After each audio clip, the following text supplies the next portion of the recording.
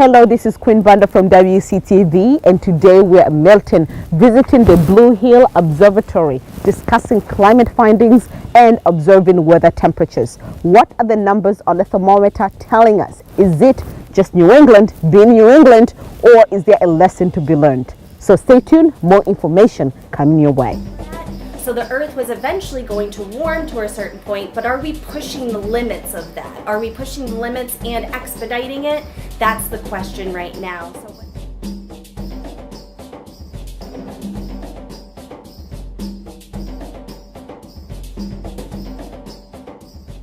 What we do is we post-analyze information from the day before. So once I have 24 hours, midnight to midnight worth of data, then I can post-analyze it for the day before. But then I'm also doing 3 manual observations during the day. We're in a lovely tower right here. We go up to the top of the tower to get a visual of what's going on with the cloud types, visibility, and then also some markers as well too. And then also we go outside and read our temperatures out in our shelter. And then what we do the next day is put all of that information into a spreadsheet, and then we have a day's worth of information, put it together 2 years, and now we have 132 years of these daily observations. And that's 132 years of no day missed at work. Every single day you're here recording weather 3 times a day, right? That's correct. Yep, I haven't been here all 132 of those years. Oh, you're very good. But there has been someone here every single day of the year. That includes Christmas,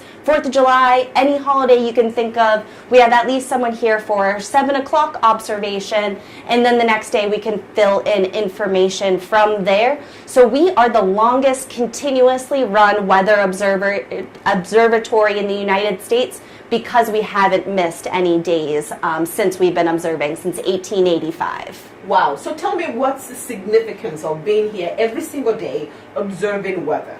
There is no holes in our data. So if we had a data set where we were missing days, it's not going to be as consistent. It's not going to be as accurate. So we have a very, very accurate study here. We have one of the most meticulously maintained studies in the United States. They use our information here to build short-term and long-term forecasting models. So what is the weather going to be like next week, and also what the weather is going to be like in 30 to up to even 100 years from now. Not as accurate, of course, the farther you go out, but they still use that information that we gain here at the observatory to get all of those sort of out there on the internet for people to look at. We also talk to local meteorologists and hydrologists. Hydrologists are people who study water. They're interested in us here at Blue Hill Observatory because we have information locally. If we break a record, if we get a significant amount of rainfall, or snowfall is a big one, is it going to melt? Where is it going to melt? Is there going to be flooding? So we are a very big center for extremes. Even though we don't always have extreme weather, people locally are interested when we do have extreme weather, and that helps with sort of disaster relief and also preparation. We allow people to have time to prepare because they can predict when the weather's happening, because we're here studying it every day. Very good. Now, I'm so happy to be here with you today to talk about weather, about climate. And as I told you before, when I mentioned to people that I'm going to be doing a story about climate, depending on whom you voted for, yes, you know, you're either okay for it or you do not want to hear about it. So I just want to hear from you. What are the findings that you guys have collected, what you have noticed about climate, about weather? What are the numbers on a thermometer telling us? The numbers on the thermometer are telling us we've had an over 3 degrees increase in temperature at Blue Hill Observatory. So we're not the official climate center for the state of Massachusetts. That's at Logan Airport. But for Blue Hill Observatory, we are a very good climate indicator. So they use us to look at the climate, and we've seen an increase in temperatures. We've also seen extremes happening. So we keep talking about extremes today. We see that the winters are getting shorter, but they're getting more extreme. I'm sure most of the people remember 2015 snowpocalypse year. Yes. And that's a perfect example of what we noticed here is we have these 151 inches. That's the amount we got that year. And then the next year we had about 60 inches. So we're having very extreme high amounts of snow to very extreme low amounts of snow in the next couple years. We're predicting something similar to be happening where we might have a bigger snow totals in the winter, but it's going to be happening more in the months of January and February than it is going to be happening December to March, even April we have seen snow into. So the winters are starting later, they're ending earlier, and some years might even be more intense. That's because the ice caps are melting. So we have this extra precipitation, this extra water in the atmosphere, and that water needs to go somewhere. And being on the coast here in Boston, we're one of the places that is going to predictably get more precipitation, as opposed to more inland areas are predictably going to get drier. So shorter winters, but extreme winters in terms of the cold, in terms of the snow. But, and also you talked about there's something that attributing to what we're seeing. So is it just an argument of that, just the circle of the earth just doing its thing, or is it something more? Yes, so that is the million-dollar question, should we say.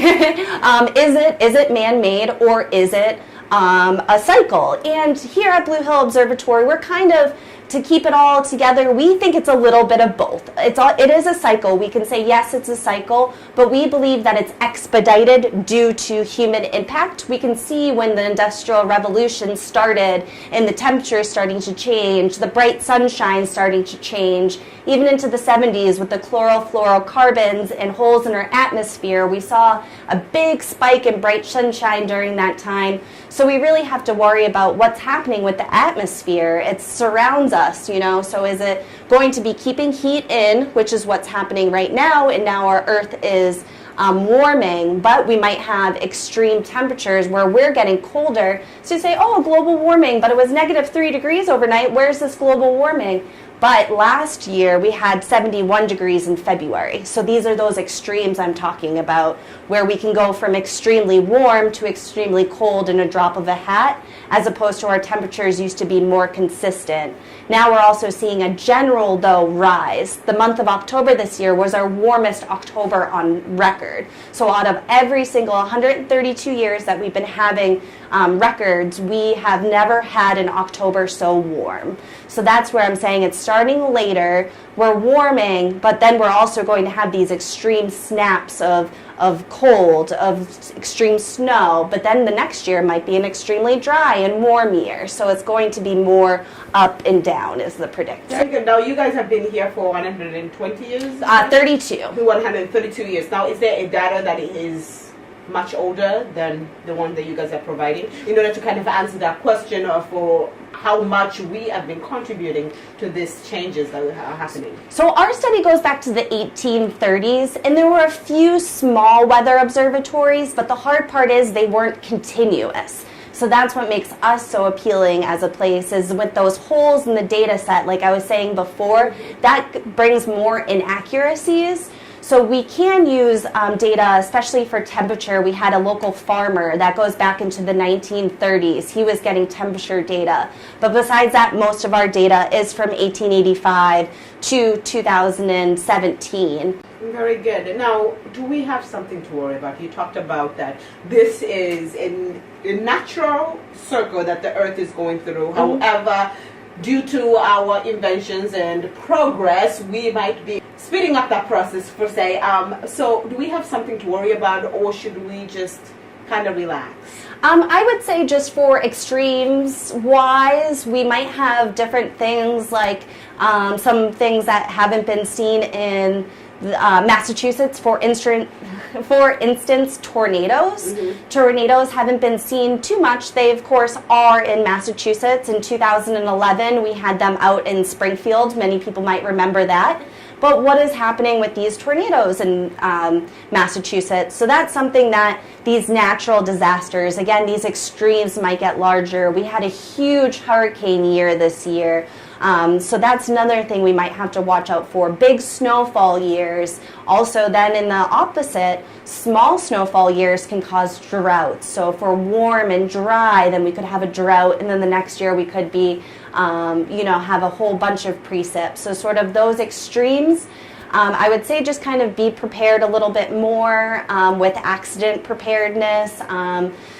natural disaster preparedness, kind of having maybe a kit in your car or a kit somewhere in your house that is easy to grab. Well, you talked about extremes. Are we going to see more extremes than what we're seeing? Our winter is going to get harsher than what we're seeing. I mean, outside today it's freezing like there's no tomorrow. Are we going to see lower temperatures than what we're experiencing? I mean, you're talking about having a bag of emergencies. What are those emergencies looking like? Yeah, so that's going to be more for snowfall. So for temperature-wise, on the trend, we've been on the up. So usually we can expect to have higher temperatures. This cold snaps, again, that extreme, what's going to happen sort of deal. So this is a little bit of sort of an anomaly, but we might have another big snow year where we could get, they had about 5 feet recently in the Midwest. So sort of having something prepared for if you had to be on a roadway or something like that. I would say all in all, we're on an uprise in temperature though.